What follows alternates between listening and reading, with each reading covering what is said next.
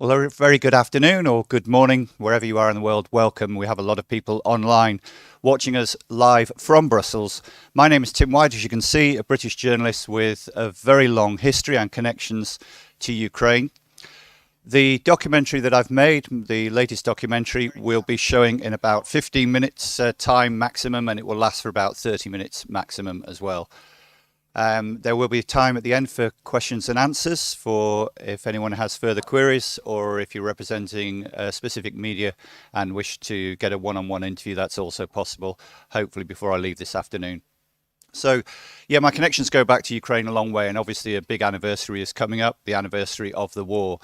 But at the front, you'll see a scarf that I was given for some of my help and participation in 2014 and 2013, indeed, the Maidan Revolution. Some of you may not realize that it's the 10th anniversary on the 20th of February of the day that Putin launched the invasion of Crimea. Very symbolic day, and he tried to launch the invasion of Ukraine and Kiev, I believe, on the same day, but was delayed by technical reasons and by maybe visits of politicians and maybe some rankling internally. But eventually he obviously got his way and started this heinous, illegal war that has continued to this day. This was mainly filmed in December, mainly in Ukraine, a little bit in the UK as well. And what I wanted to do was highlight that for all the good work that Ukraine is doing and the incredible Ukrainian society and the leadership of Zelensky, there were still a lot of problems underneath that weren't being tackled.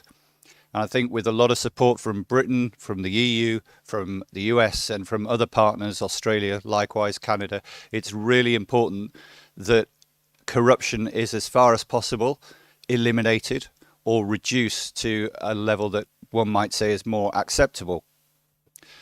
So I took together a few stories, rejected a few, but followed up on a few more, the results of which you'll see in the documentary coming up. If you do need to contact me, I'm available on Twitter as well. You can find me at TWMC Limited.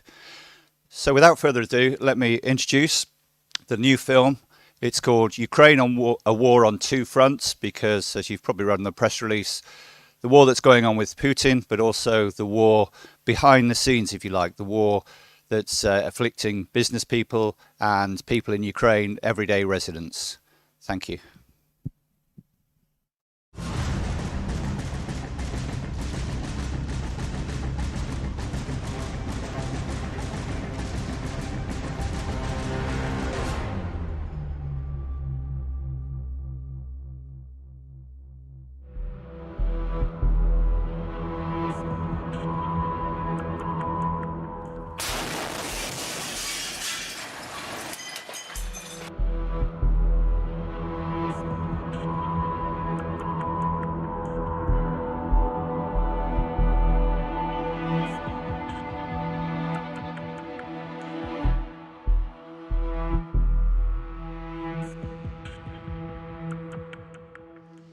This is Borodianka.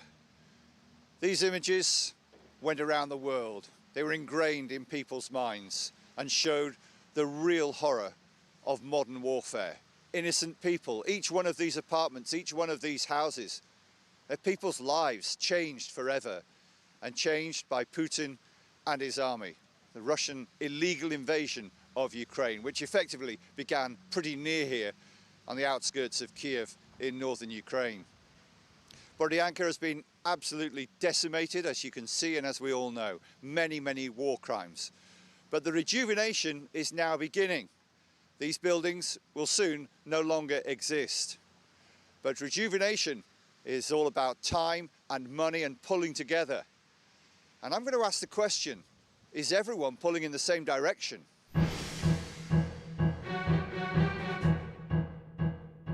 Будь-яка війна – це катастрофа в економічному сенсі, в політичному сенсі, будь-якому, в моральному і так далі. Тому війна – це серйозний виклик для держави, серйозний виклик для влади. І тут дуже важливо, щоб в цей період була дуже потужна, відкрита комунікація суспільства і влада. Тому що влада повинна пояснювати кожен з кроків, які вона робить навіть під час війни.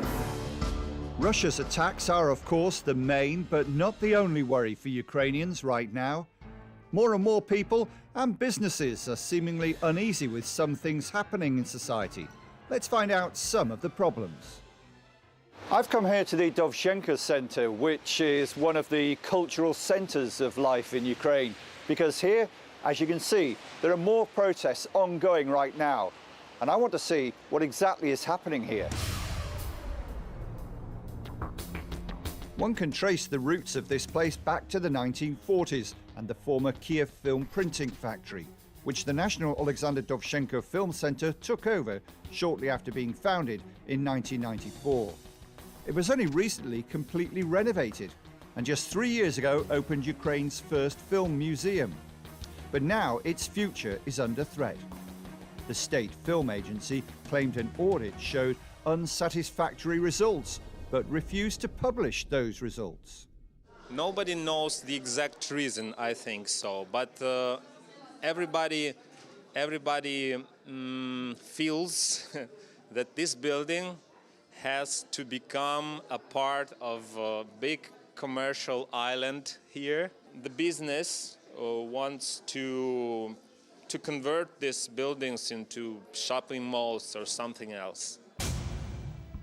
Andriy owns the cafe here inside the centre, another small business under threat, with so-called property redistributions almost becoming the norm. This has also become a popular hub and meeting place during the war. The will of the people doesn't seem to be a factor here, many thinking this decision may go all the way to the top of Ukraine's politics. Він має жити. Там особлива цінність – це кіноархів. Адже Україна була одним із лідерів світового кіно на початку минулого століття.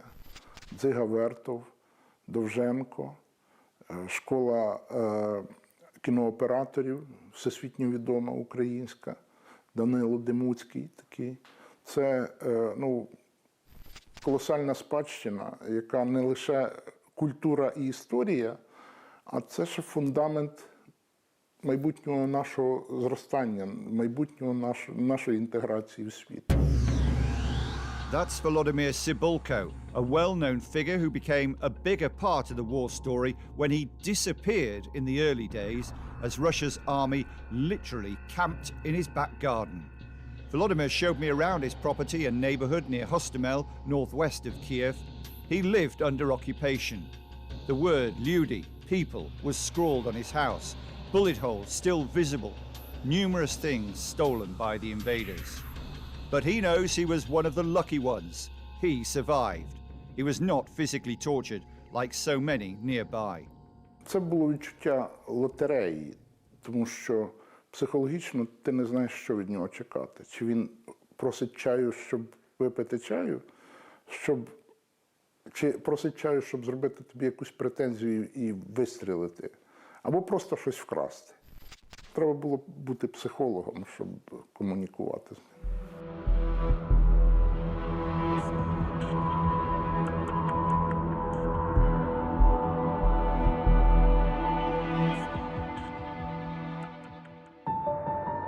It's not only in the capital that businesses face problems. There's Sumy, a region in the far northeast of Ukraine. It has been under attack by Russian troops since the first days of the full-scale war. So I've come to the trenches themselves to see for myself exactly what the situation is like here. Just a few kilometres in that direction is the border with the Russian Federation. Of course, tensions are still high, but it seems relatively quiet here, and the people of the nearby towns and villages are certainly gathering together to help the Ukrainian army win this terrible war.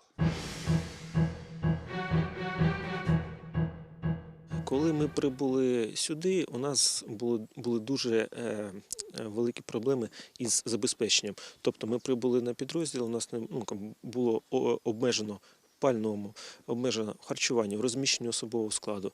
І вже на перших етапах нам дуже допомагала місцева спільнота, тобто починаючи від громади, від волонтерів, в тому числі і насосний завод також включився в цю допомогу. 24 числа, як розпочалась війна, керівник заводу був у мене в кабінеті, і ми вже сиділи, думали, як нам налагоджувати співпрацю для того, щоб організовувати оборону. Основне завдання стояло перед громадою, і я ставив перед своїми працівниками громади, щоб ми змогли організувати життєдіяльність і захист нашої громади. This is Sumi region, where many of the border villages are shelled every single. The army is leading the fight against Russia's illegal invasion, but as we've heard, the volunteers are vital too. In this small town of Svesar, the pumping plant which Alexei referred to is this factory, the biggest employer in the region, and locals are proud of the part they've played. Декілька років тому було розслідування журналістів щодо експорту промислових насосів одного з наших підприємств, в якому ми є співакціонерами, тобто до Росії. Ми тоді відразу відреагували, і сам завод відреагував, Свеський насосний завод. Цей завод завжди експортував свою продукцію до Росії, вона була більш конкурентно здатною там, ніж локальна аналогічна продукція, бо це не є продукція вузькопрофільна, це широкопрофільна цивільна продукція, насоси для перекачування води, нафтопродуктів. З 2019 року, після розслідування журналістів, для дилерів була введена заборона на постачання насосів до підприємств військово-промислового комплексу. Ну і, в принципі, це питання було закрите. In short, some pumps made by this factory turned up in Russia. But the company claims they sell to distributors, and as they're cheaper, it's not surprising their products were bought by Russia. However, since the full invasion and all-out war began, the group says it has stopped all exports of any Aurum products to Russia. Nonetheless, recently stories emerged again, with Ukraine's investigators opening a new case and seizing assets. In truth, Aurum is an easy target. The ultimate owner is Alyona Lebedeva, daughter of Ukraine's former defense minister Pavel Lebedev. But she pledged to support her homeland. In Stalin's time, children were responsible for the sins of their parents. Is this still the case in Ukraine? Уже по осени мы узнаем, что госпоже Лебедевой якобы предъявлено уведомление о подозрении. Тогда возникает вопрос, каким образом ей вручили это самое уведомление о подозрении. Во всяком случае, ни я, как ее адвокат, ни группа «Аурум» и предприятия, в нее входящие, собственником которых является сама Лебедева, такой документ не получали. Тем не менее, везде средства массовой информации раструбили о том, что дочь экс-министра обороны Павла Лебедева, ей предъявлено там серьезное обвинение и так далее, и так далее. Ну, как вы понимаете, это достаточно серьезный удар по бизнесу и по репутации самой Лебедевой. Данная площадка, она на сегодня оснащена современным оборудованием, то есть мы находимся с вами на участке, где расположена современная линия Омега. То есть эта линия одна из последних номеров, которая нами была приобретена в Англии. То есть это линия английская. То есть на этом же участке у нас прошла модернизация печного хозяйства. То есть печь и индукционная печь у нас турецкая, типа Эндемак. То есть акционеры вложили в этот участок как бы за последние годы основные средства, которые вот были основные инвестиции, которые были на заводе. То есть на сегодня мы можем работать не только по изготовлению насосов и их продаже, но и отдельных видов литья, которые будут востребованы и железной дорогой, и любыми другими сферами.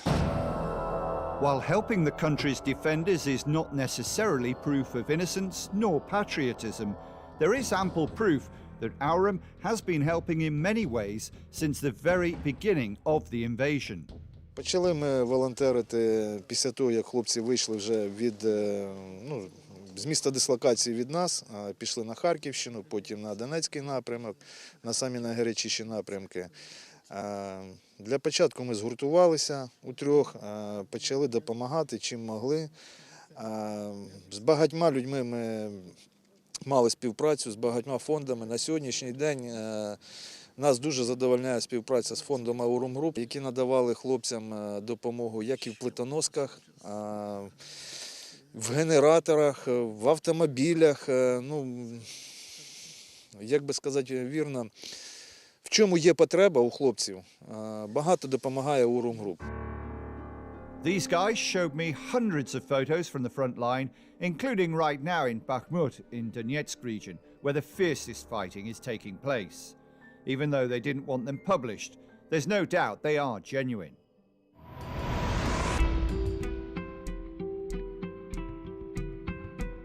Aurum is far from the only company to have grievances against the state.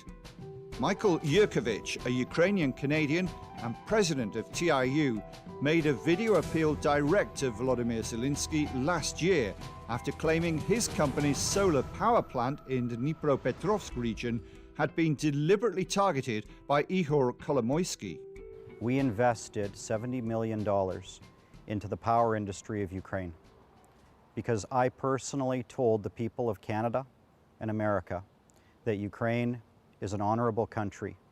They are a proud country that respects the rule of law and will fight to protect its people.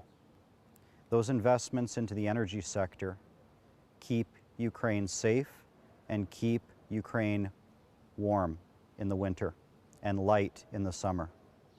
In 2020, my company was attacked by an oligarch. The oligarch ignored the rule of law. He wants to steal that business because he thinks he can. The president of Ukraine has been silent. The president of Ukraine said he would protect Ukrainians from oligarchs. Корупція – це те, що насаджує, колонії насаджують. Привчають людей до корупції, тому що так легше керувати цією колонією. А ми були колонією. Ця корупція, вона не лише ж в Україні. Ми бачимо і в Німеччині, і скрізь ці нефтедолари, так, присловуті, вони розкладають і суспільство, і саму державу.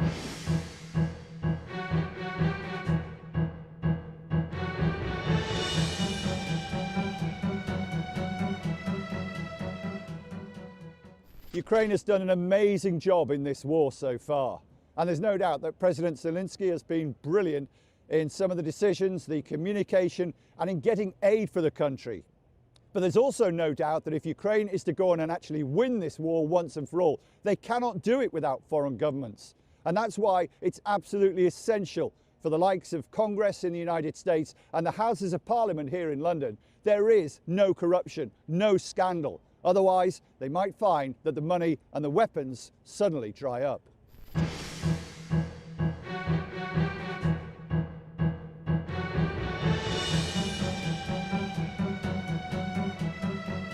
Вони збудували модель розподільчу, коли бюджет наповнюється, тепер половина бюджету наповнюється коштами донорів, вони не заробляються всередині країни, але вони розподіляються потім таким чином, що корупція на будівництві доріг, або на будівництві, або ще на всяких схемах, вона не те, що не викорінюється, а вона лише поглиблюється. І це дуже небезпечна тенденція, бо коли мова про відновлення країни, то мусить бути повна довіра між тими, хто сюди готовий зайти. Велика частина Aurum Group, це, наприклад, весь наш сільськогосподарський сектор, він знаходиться під окупацією.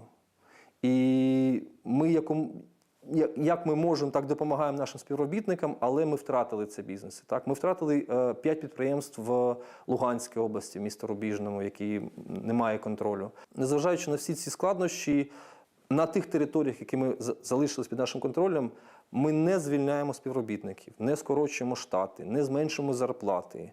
Ми платимо в повному обсязі всі податки і цим самим підтримуємо економіку країни в важкі часи.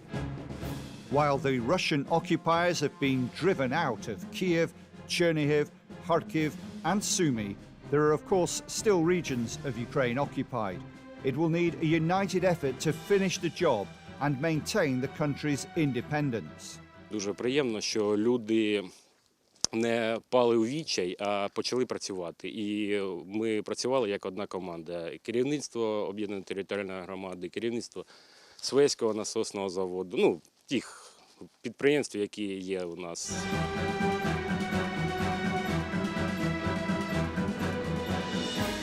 Позиція бетонний дот. Тобто тут зроблена вирита яма і, бачите, бетонні блоки. Вони бетонні блоки вистроєні перекриття. Дивіться. Да. Отут уже земля йде. Тобто воно все під землею. Тобто це все укриття. От. Воно все під землею і воно випирає над рівнем землі десь сантиметрів 40-50. От. І це все укриття. Тобто воно бетонні блоки, бетонна плита, армірована, видите, воно йде. І ще зверху насип землі. Тобто це все для того, щоб зберегти життя стрілка. І от у нас виходить огляд поля, там йде дорога, от, і все це от у нас перебуває під вогневим контролем. While Ukraine's troops fight for their country, business owners fight for their existence in these difficult times. It's vital the economy recovers and taxes are paid to help the country stand on its own 2 feet. But there's a growing feeling that Zelensky's office does not care.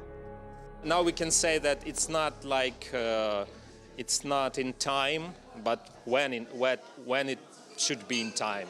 It's always in time because we make very important things. The life goes on, and it needs filling with money, filling with energy. People who should work, should earn money, because if this thing stops, then everything stops. Another huge controversy recently saw the elected mayor of Chernihiv banned from holding the position for a year. A court in Lviv found Vladislav Atrashenko guilty of a conflict of interests. His crime concerned which vehicles were used when his family was trying to flee the war zone in the first days of the invasion. He claims the government put pressure on the court. Even before this case, Atrashenko claimed victimization when he was stopped at the border and barred from traveling abroad to meetings where he hoped to raise funds for his region. Former heavyweight world boxing champ Vitaly Klitschko, now mayor of Kiev, was among those to pledge support for Atrashenko, saying Ukraine should not roll back the democratic achievements she worked so long and hard to achieve. Те, що зараз відбувається навколо мера Чернігова Владислава Атрушенка, наразі виглядає як вибіркове правосуддя та політична історія. Відсторонення від посади мера через суд за адміністративне порушення – це прецедент. Вперше в історії незалежної України. Мера, який був з громадою, коли місто було в облозі, який зараз працює на життєзабезпечення міста. Місцеве самоврядування – основа демократії. І знищувати демократичні принципи навіть під час війни неприпустимо. Зрозуміло, що в цій ситуації можна там скористатися війною і вирішити свої проблеми за рахунок цього там концентрації людей на тому, що треба перемогти. І теза про те, що давайте потім після війни про це поговоримо, вона так, вона існує, вона на превеликий жаль має місце.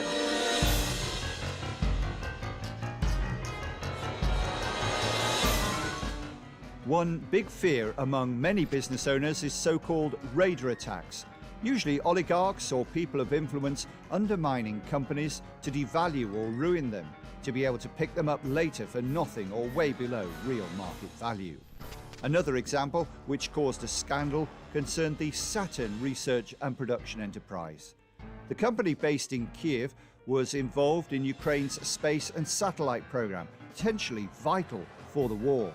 In 2017, they signed a deal with the developer over unused buildings, but years later, Saturn's directors realized they were victims of what they claim was a setup. Нас почали схиляти до того, щоб ми, давали фальшиві документи для того, щоб якимсь чином, не маючи ДТП, продовжувати це будівництво.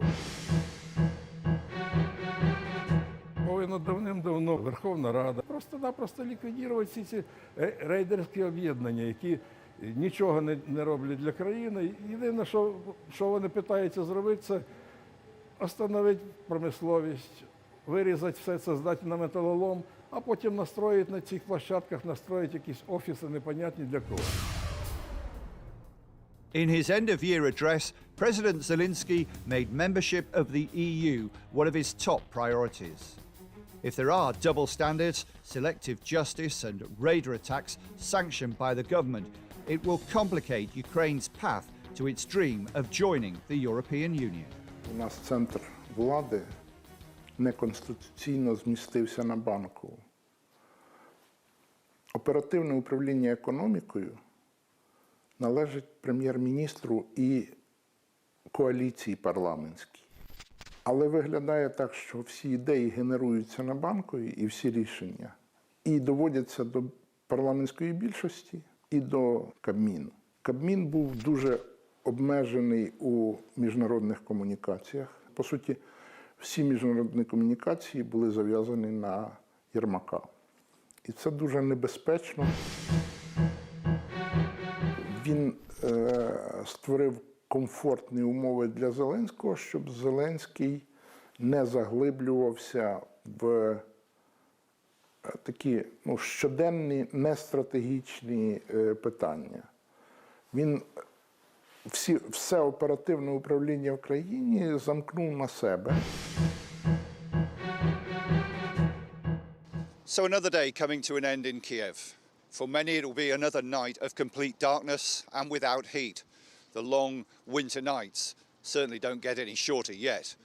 But a few more of these to be destroyed in the east and Ukraine can dream of freedom. However, there are still many more questions to be asked about in which direction this country is heading.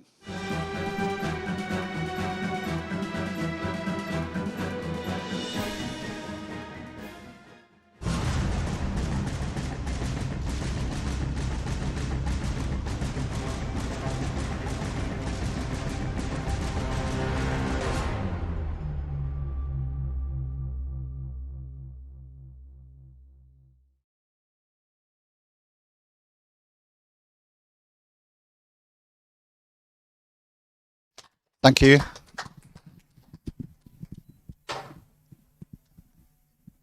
Thank you, everybody. We're back live on the stream, are we? Thank you. Just confirming with Leo, our technician. Thanks to Leo. Thanks to everyone here involved in the Brussels Press Club as well, Laurent and the team for helping. And after a little bit of controversy early on, we managed to convince people that we weren't actually pro-Russian. I think that was some of the fear of a few of the patrons here in Brussels. But of course, as you've seen, it's very important to try to show that a lot of things can go under the radar when there is a war. The buildings that you saw at Borodianka at the start, the iconic images, actually no longer exist. They have been pulled down since then. As I said, we hope to get this documentary out possibly even before Christmas, but it was a bit ambitious considering everything that was happening and the power cuts in Ukraine at the time. And I'm thankful to say that since knowing that our documentary was coming out, probably a coincidence, but Zelensky has acted. I believe he's been forced to act by allies and leaders of allied states, because there has been a lot of action, a lot of scandal in Ukraine over some very high-profile cases that you probably know about already, such as the defence procurement contracts where prices were 3 to 4 times more, and you may not know there's a similar instance in one of the western oblasts or regional governments that's very similar in the last couple of days also. The mayor of Chernihiv is still without a job, still banned for really what seems a very ludicrous minor offence to most people. But I do acknowledge that Zelensky has done some amazing stuff. He's a popular figurehead. But he is in a situation that no other president in Ukraine's history has been in. He has absolute control, not only with a huge mandate as president, but also for his party, the Servant of the People Party. They can pass any legislation they want, absolutely. Some corruption within that party has already been established and rooted out as well, which is thankful. And it's good to see that one of the things referred to there by Vladimir Cibulko was about the corruption in road building. And there was quite a high-profile case in Dnipropetrovsk, as I remember, where the regional governor just happened to award a contract to a pretty girl who was heading a gym and suddenly became founder of a road building company.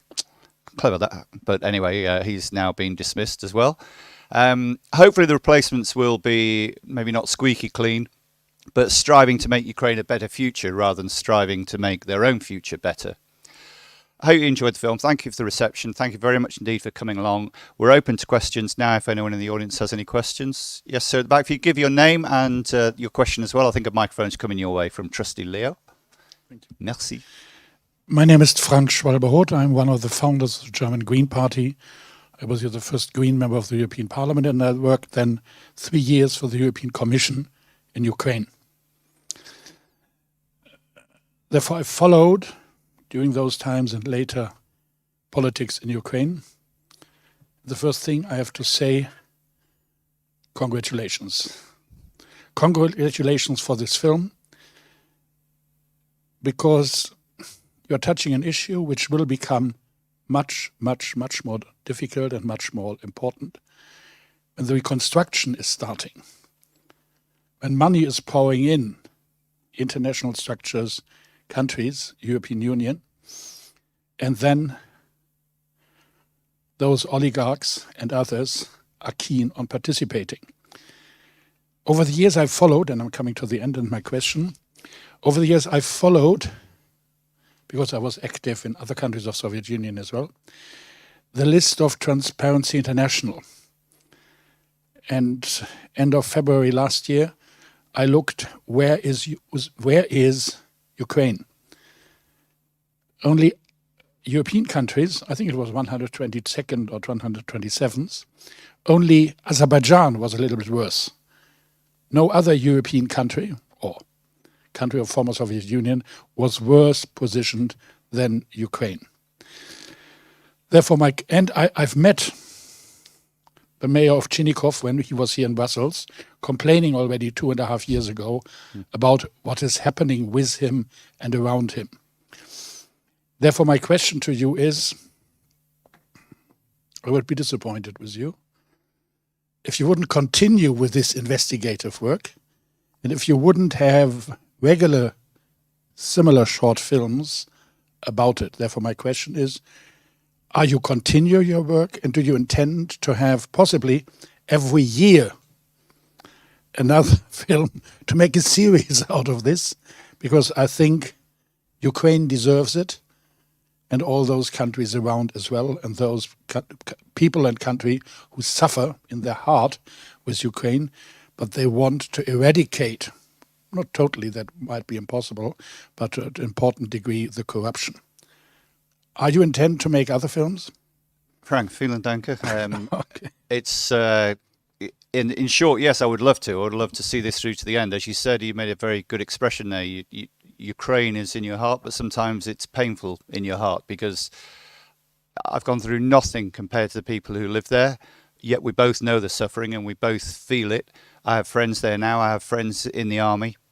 I have a friend in Bakhmut, and it's an awful situation. And it's awful to think that these guys are risking everything, their lives, their livelihoods, their families, and other guys are profiting for them. So you're absolutely right. Reconstruction is already underway, as we've seen in Borodianka. And as we've seen in the film, there's no real industry yet in Ukraine to fill the coffers. They're still completely reliant on donations from the United allies that we have, such as the European Union, the UK, Australia, US, Japan. And it's a situation that cannot last forever and needs to be corrected. It's a very expensive business though, making films. It's very time consuming, a little dangerous sometimes. So if I can collect enough money and get some sponsorship or get some channels interested to show the products that I make, absolutely, I would love to continue. We have made previous documentaries. We touched on corruption in Dnipro and touched on already Klitschko's feelings that he was being isolated by the president of Ukraine, as he felt that maybe Klitschko could be a barrier to his power and a potential rival. So an equally long answer to your long question. No. Come back to me. No, you are no longer in the European Union, Brexit. We are all ashamed and sad, but the European Union would be prepared, I'm totally sure, to support your project on investigative journalism on corruption, because we will give a lot of money, and our citizens deserve that the European Union is supporting something like your investigative journalism. It's kind of you to say so. Thank you. I believe we have some people from the European Union here, so I'd be happy if they want to make themselves known to us afterwards. The microphone's just been passed along, so please, Madame, if you will. Sure. Hi, my name's Sandra Kaduri, Director of Keeping Channels Open, a new dialogue forum, but an ex-journalist. I'm slightly confused. I mean, you've shown a few examples of cases which do need exploring, and you know, I'm sure there's some legitimacy there, but I don't quite get a sense of the scale of the problem and the context for this. You know, an overview of how sanctions against Russia are being implemented. You know, how many cases of corruption are there in the courts or challenges? You know, and what is the government's approach to all this? You mentioned there's been some success, but you know, what are their challenges in trying to do this in the middle of war and find that balance of sort of good governance and fighting a war? And so there's no interviews with government in your piece. So I'm failing to understand the scale and the context for this documentary. Yeah, it's a very good question. Thank you, Sandra. It's very difficult to get any comment from government, especially when you're challenging them. If you're going for CNN or you're going for another major broadcaster for an interview about a program about the war, then Zelensky will be probably quite happy to speak and talk about the amazing things he's done. But as one of the contributors said there, this could lead right to within his office. And we've seen already some major changes in his office. Andriy Yermak is still there. A lot of people questioned whether he should have been there from the start. A lot of people said that he should have been subject to lustration laws and maybe not even allowed in the government from the first day. But Zelensky has picked almost the team that was with him from his comedy acting days and move them in with very little political experience into the top jobs within the presidential office. Now, that was a clear warning sign, a clear worry for many of us Ukraine watchers and many politicians I know who cared about Ukraine as well. It is, I mean, I probably need a 6-hour documentary to touch on all the things you mentioned with any sort of scope.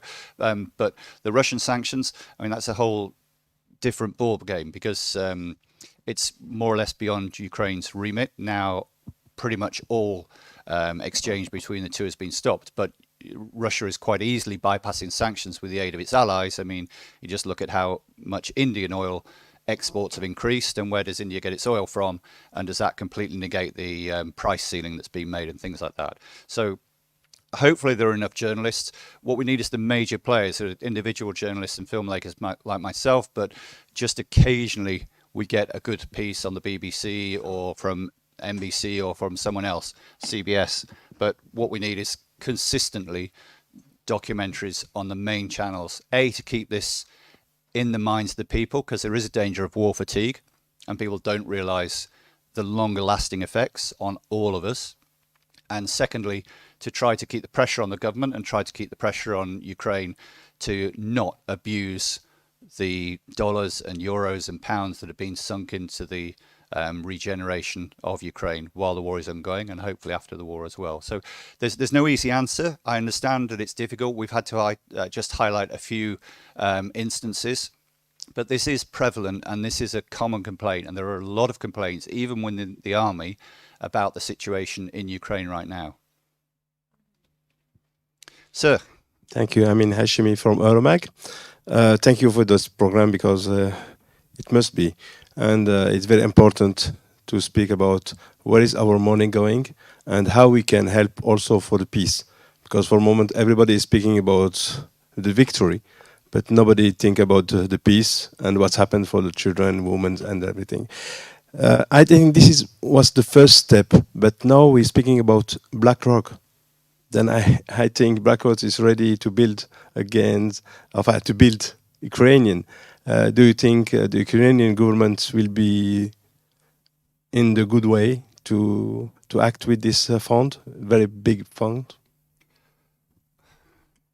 I think if I was president of any country, then I'd want to be very careful whom I was taking money from. And I think we just have to rely on journalists to expose any scandal, any wrongdoing, and hopefully companies that have been proven to profit in a poor way previously, companies won't be able to do so in any regeneration that's taking place specifically here this time in Ukraine.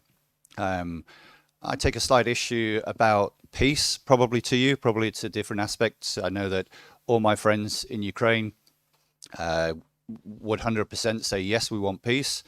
We didn't start this war. There was peace of a type before February 24th.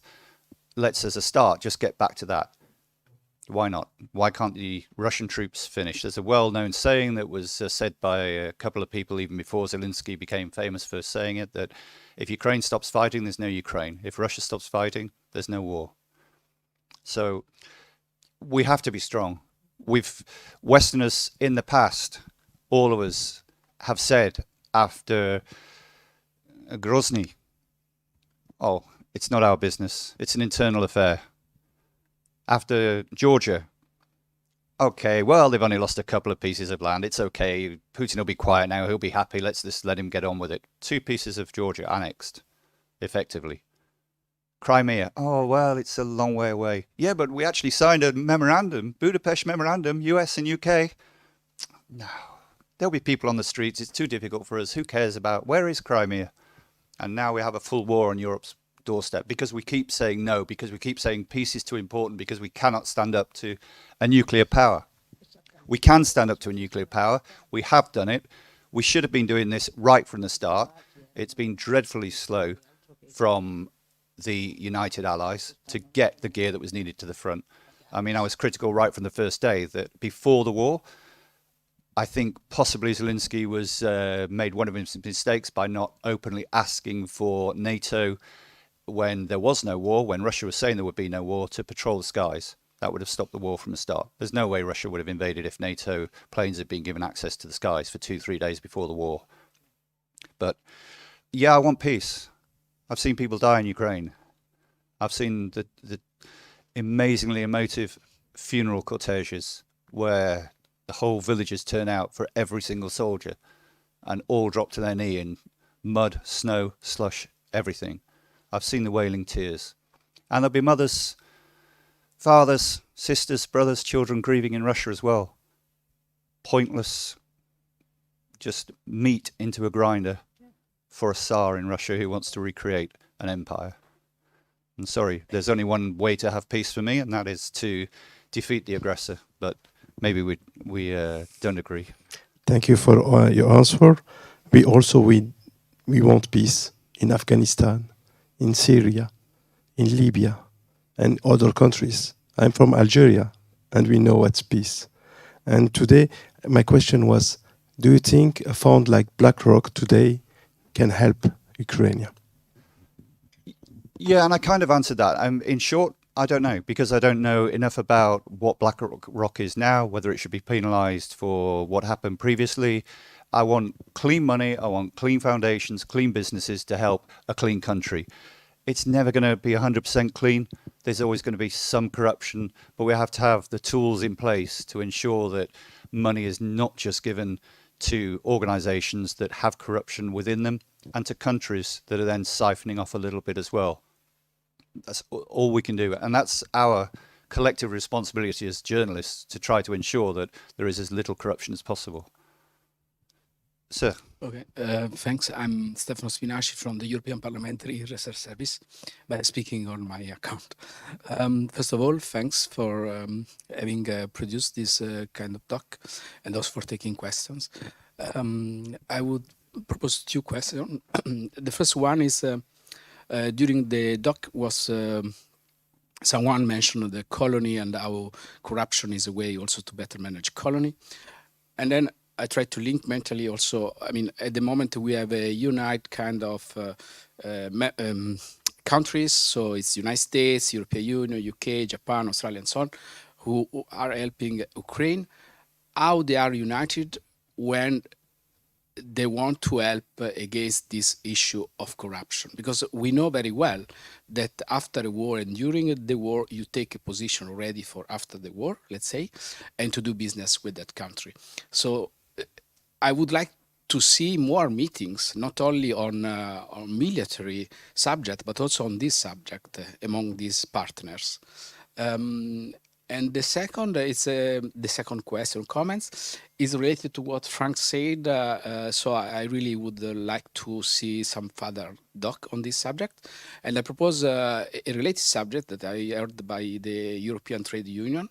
It's like how the trade union rights has been kind of suspended during this period of war. So people that cannot go to the street to protest. And this is kind of civil rights that for me, okay, it's kind of concern. Thanks. In Ukraine specifically, yes? Yes. Yeah. Okay, Stefano, thank you. Yeah, very important points there. The trade union one is interesting, actually. I was speaking with a couple of friends about it this morning, and there is a lot of controversy there right now. Politically, I wouldn't position myself as left or right. One of my real heroes, I guess, was a man who became president from the shipyards of Gdansk, and a fantastic example to us of how unions can work and can improve a country. There's still a lot that can be done in Ukraine for the unions and by the unions. I think there should be. But also there needs to be, as in most places, some counterbalance to make sure that the unions don't exist to enrich their leaders, and there's an awful lot of property, I believe, owned in Ukraine by trade unions. There's a little wrangle there, but yeah, there needs to be not just a carte blanche stop of all human rights ability, activity, protest movements, even when there is a war. COVID was used similarly by some nations to clamp down on protests for right or for wrong, but it does raise questions of civil liberty. And yeah, I'd be delighted to continue to make further documentaries. If you have any sway, then let's meet afterwards. I think one thing that you did point to was the questions about the business rather than just the war and how we're going to fund and what sort of weapons. I'm assuming that questions must have been, these meetings must have been held very near the top of the allies, and these points will have been pretty firmly put to Zelensky, because there's no way suddenly he would have started disassembling and sacking so many people within the government without it. So I think a lot of pressure has been quietly and fairly secretly brought to bear, and the NABU, the anti-corruption unit in Ukraine, is getting a lot more freedom right now. I'm still worried about the judiciary. There's a real problem there. Even though it's been reformed, to me, at the moment, it looks as though Zelensky controls everything, including the judiciary, which can't be healthy. It needs to be completely independent. Getting independent, reliable, trained judges in Ukraine and any former Soviet state is not easy. And it needs the continuation of Maidan, really, 2013, 2014, of the people's uprising, to ensure that this revolution and the ideals continue. As far as I'm concerned, the people still need to be involved heavily in reformation of their country. Thank you. Any further questions? Yes, sir. Yeah, my name is James Wilson with EU Political Report. One of the main strands of your narrative is to undermine the reputation of President Zelensky, which conveniently fits with the strategy of Russian propaganda.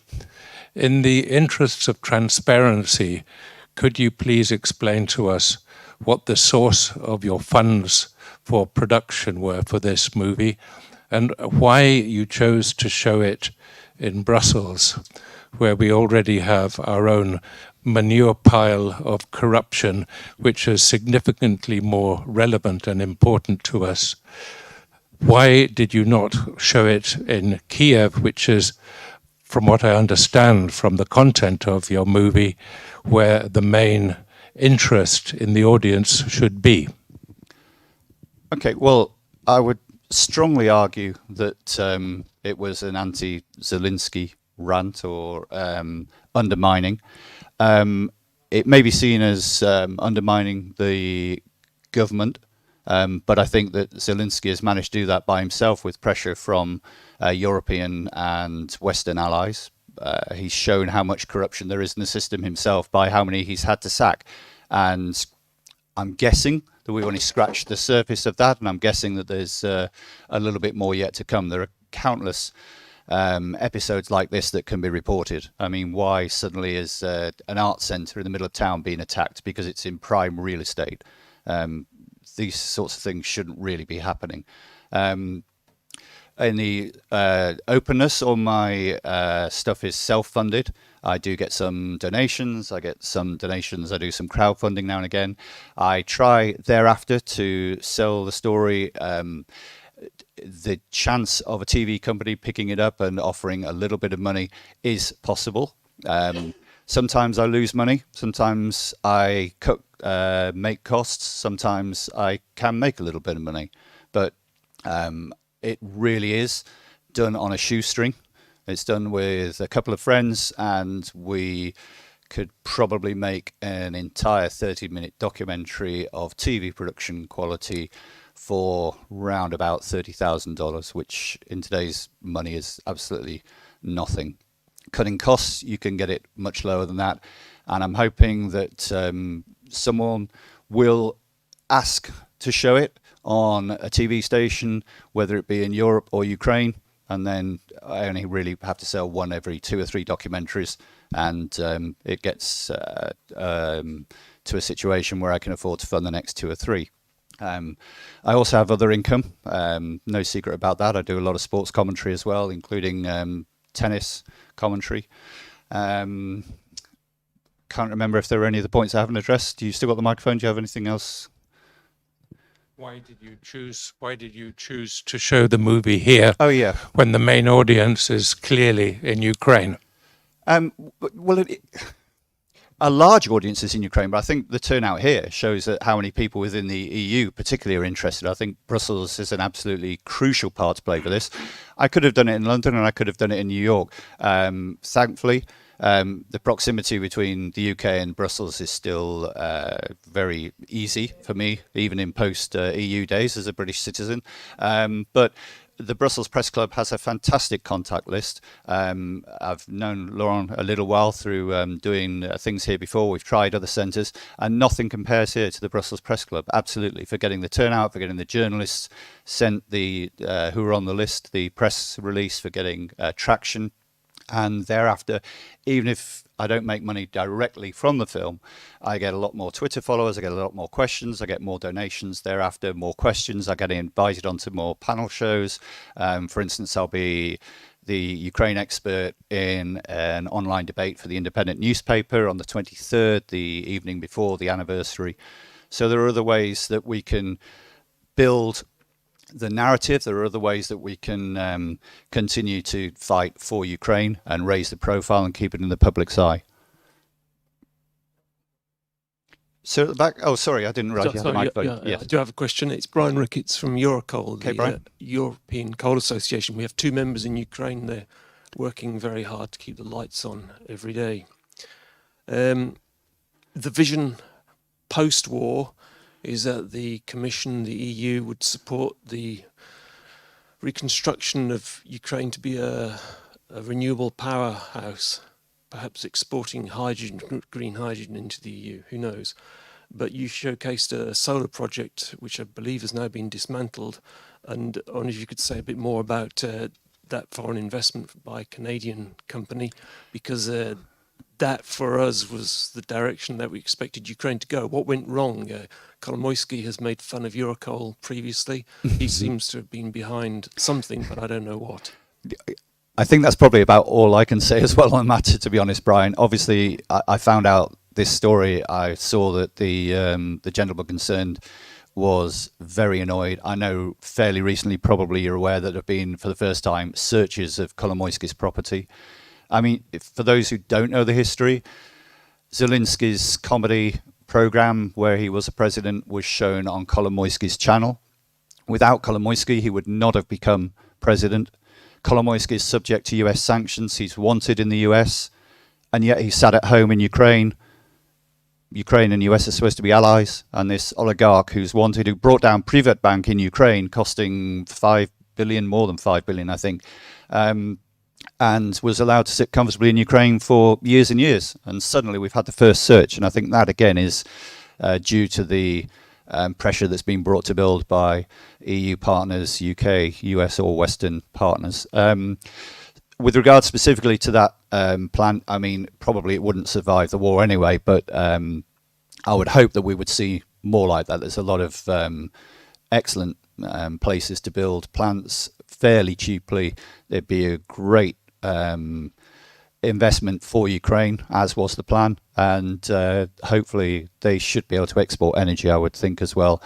And at the moment, I just have to say what an incredible job they're doing. Kiev, for the first time this weekend since the first bombs were dropped on energy plants, power plants, etc., had uninterrupted power for the whole weekend, which is a testament to the skill of the engineers and the people running DTEC as well. So congratulations to your colleagues as well that you have in Ukraine.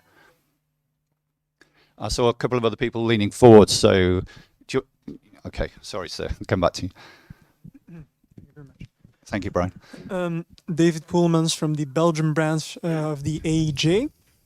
Thank you for the documentary. I thought it was very interesting that you've shown a light on not only the militaristic aspect of the war in Ukraine, but also a lot of other aspects, including corruption.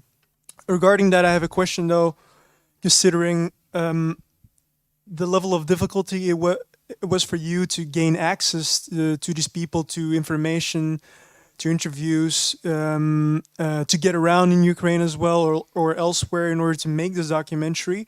And if any of the challenges that you encountered in your team and your friends, how that would impact any possible future ventures, whether those are documentaries, any other stories. So yes, I was wondering to what degree, especially considering some of the elements you touch upon in your documentary, might reflect very poorly on Zelensky's regime right now. Yeah, I think you know what I wanted to raise and what hopefully I have raised, and thank you for your comments. There were a couple of signs that I wasn't being treated as a normal journalist, someone embedded with someone that they could trust, perhaps, such as the BBC or CNN or CBS or Euronews, something like this. So there were a couple of issues that I don't really want to go into, but I did feel that access might be a little difficult. We did get, through our own contacts, access to soldiers, to volunteers, and we had no problem highlighting the situation in each of the companies and each of the centres that had a grievance. Ukraine is still a free country. You know, there's no problem in reporting. There's no real problem in protesting in normal times. There was, you know, the corruption index isn't good. I think it's actually up one place this year as opposed to last year, so it's very slowly heading in the right direction. To my mind, Zelensky should have done more, and it should be further up on the Transparency International Index list. But with such a mandate, I think it's been partially wasted. But then, who knew that war was coming, and he can't be held to blame for the war and not managing to push forward since then. Were I to go back and make another documentary, then I think that the issues would be the same. I don't think they'd be any worse. There are issues because of the war with travel. Obviously, you're on the road and there's an air siren. What do you do? My train, when I left Ukraine, was delayed the longest of any train ever, I believe, in Ukraine's history. So instead of an 8.5 hour, 9-hour journey to Poland, I think we were stuck, not because of the war, because of snow actually. It took us more than 16 hours to get out of the country, as I recall. So I missed my connection, I missed my flight home and everything. So problems like that when you're working for a big organization are not so much a problem. When you're self-funding, it is an issue, and it's another day's work lost because you don't get home to the next day also. So there are small little problems I could go into, but all your problems pale when you meet people, you meet friends, you meet soldiers, and you realize what they're going through, and they're in flats with no heating, and I'm thinking I'm complaining about having my coat on a train going home. Small problem for me. And there are guys without homes, there are families without homes, there are hospitals being bombed. So put it in perspective, all of us here, we're incredibly lucky, but we need to be careful, alert. As journalists, we need to report it, that we shouldn't take this for granted. It can change. February 24th last year changed everything. And we need to try and get back to the status quo and get back to peace in Europe. Although, as this testifies, and the invasion of Crimea on the 20th of February 2014, it wasn't a peace. It was something that we were happy to call a peace by looking the other way. And I do agree, we want peace in all countries, including trouble spots in the Middle East.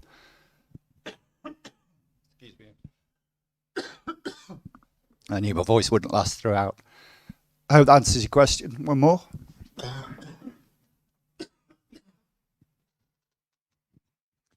Thank you. Willy Fautré, Human Rights Without Frontiers. During the 2 years before the war, Zelensky started to close a number of media outlets in his country. And I've been following that very closely, and I didn't see any reason why they should have been closed, because they were officially accused of being too close to the views of Putin on a number of issues. For example, I go on reading almost every day Strana news. There is nothing that can be reproached, especially about some sort of complicity with the theories of Putin. So what is your perception of freedom of journalists and media outlets in Ukraine? Before the war and during the war? Yeah, this is a really interesting and difficult question. Zelensky is not an oligarch. I am not an oligarch. I won't be an oligarch. I will challenge oligarchs. And yet now he has his own TV channel, effectively. Freedom TV. Ukraine government has its own channel, but it's his channel. So, plus ça change, you might say. Yeah, I mean, Akhmetov's foundation, like him or loathe him, he's done a lot of good for humanitarian reasons in Ukraine. Felt forced to just give up his entire empire, including TV channels, to make himself, quote, not an oligarch. And still continuing with the Foundation Akhmetov.